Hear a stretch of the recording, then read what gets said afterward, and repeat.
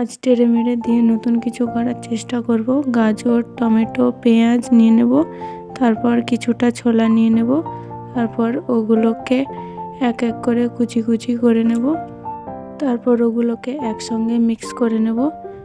এরপর ওর ওপরে দিয়ে দেব টেড়ে মেড়েটা আর কিছুটা ছোলা দিয়ে দেব, তারপর হালকা পরিমাণে চাট মশলা আর কিছুটা টমেটো সস দিয়ে দেব, আর এই ভুজিয়াগুলো ছড়িয়ে দেব।